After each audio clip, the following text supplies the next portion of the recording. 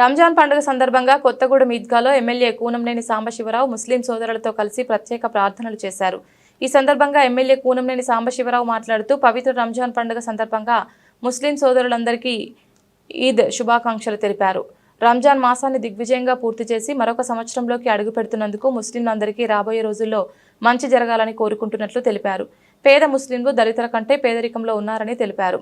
కేంద్ర ప్రభుత్వం ప్రవేశపెట్టిన వక్ఫ్ బోర్డు బిల్లులో ముస్లిమేతరులు కూడా ఉండే అవకాశం కల్పించడాన్ని విమర్శించారు. తెలంగాణ రాష్ట్రంలో 6,000 ఎకరాల వక్ఫ్ బోర్డు భూములు ఉన్నాయని తెలిపారు. ముస్లింల సంక్షేమం కోసం తన వంతు కృషి చేస్తానన్నారు. కొత్తగూడెం నియోజకవర్గంలోని మసీదులు, కబరస్థాన్లు, ఉర్దూగర్ అభివృద్ధి కోసం లక్షలాది రూపాయల నిధులు కేటాయించినట్లు తెలిపారు.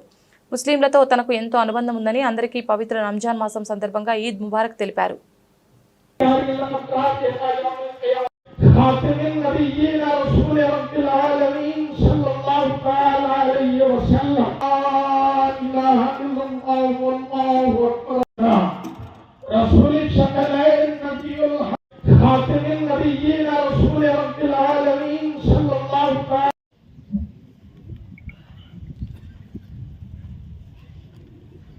अल्हम्दुलिल्लाह मुहम्मदन अब्दुहु व रसूलुहु सब्बितु क़ुलूबकुम बित्ताअति वस्सलाति अला सल्तनतिल अब्दिल लज़ी यरजू शफ़ाअतन नबी।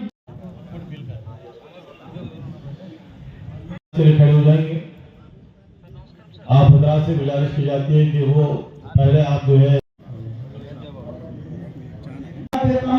और फिर साथ ही साथ इन बातों पर भी मैं आपको मुतवज्जे होने की तरफ मायल करने की कोशिश करता हूँ कि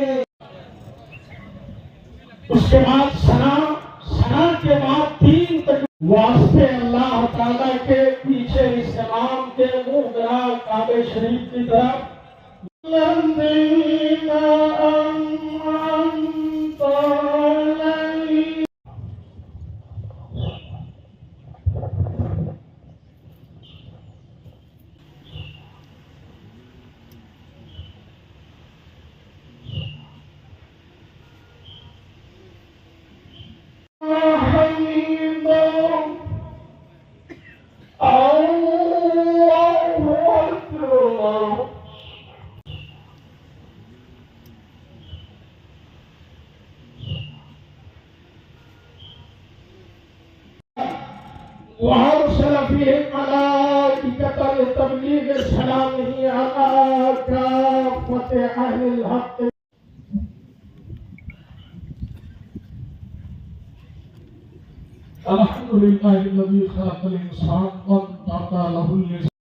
तरबियत हमें करता है कि अल्लाह का खौफ इख्तियार करें और जो चीज़ें हम इस महीने में दुआ भी करते हैं कि अल्लाह ताला हमारी इबादतों को कबूल फरमाए, इस महीने को हमारी मग़फ़िरत कर। రంజాన్ మాసంలో దిగ్విజయంగా పూర్తి చేసి మరలా మీరు మరొక సంవత్సరంలో అడుగు పెడుతున్నందుకు అందరికీ రాబోయే రోజుల్లో మంచి జరగాలని, పేదరికంలో ఉన్నటువంటి ముస్లిం సోదరులు త్వరితగతిన పేదరికం సరిహద్దులు దాటి అందరితో పాటు సమమైన జీవితాన్ని గడిపే విధంగా మంచి జరగాలని కోరుకుంటున్నాను. ప్రచార కమిటీ చెప్పిన దానిలో పేద ముస్లింలు దళితుల కంటే కూడా ఇంకా పేదరికంలో ఉన్నారు. మొన్న కొలగణనప్పుడు కూడా నేను చాలా గట్టిగా కూడా మాట్లాడాను. పేదరికంలో ఉన్నటువంటి వాళ్ళందరినీ పేదవాళ్ళుగా గుర్తించాలి, మతం ప్రాతిపదిక లేదు, ఇందులో చాలా పేద కులాలు ఉన్నాయని చెప్పి. సో ఆ విధంగా మనకి మంచి జరగాలని కోరుకుంటా ఉన్నాను. అదేవిధంగా వక్ఫ్ బోర్డుకు సంబంధించిన బిల్లుని కేంద్ర ప్రభుత్వం ప్రవేశపెట్టింది. ఆ బిల్లుని కేరళ రాష్ట్రం ఇప్పటికే తిరస్కరించింది. ఆ బిల్లులో ఏముందంటే వక్ఫ్ బోర్డులో నాన్ ముస్లింలు కూడా ఉండొచ్చు అని ఉంది. ఏమైనా అంటే కమ్యూనిస్టులుగా కానీ ఇంకెవరైనా కానీ, ఇప్పుడు హిందూ ధర్మరక్షణ కమిటీ ఉంటుంది, అందులో హిందువులే ఉంటారు. క్రైస్తవుల కమిటీ ఉంటుంది, అందులో క్రైస్తవులే ఉంటారు.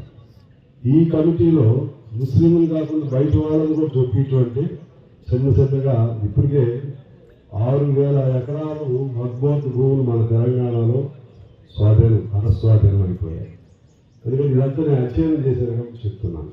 అందువలన నేను మొన్న అసెంబ్లీలో చెప్పాను, మనం కూడా తీర్మానం పెడదామని ఒప్పుకున్నాను. ఒప్పుకున్నాం, ముఖ్యమంత్రి గారు కూడా ఒప్పుకున్నారు. దాన్ని మేము ఇక్కడ అమలు చేయము, కేంద్రంలో చేసిన ఆ వక్ఫ్ బోర్డు సవరణ చట్టాన్ని మేము అమలు చేయమని చెప్పి వారు కూడా ఒప్పుకున్నారు. తెలంగాణలో కూడా అమలు చేయాలి.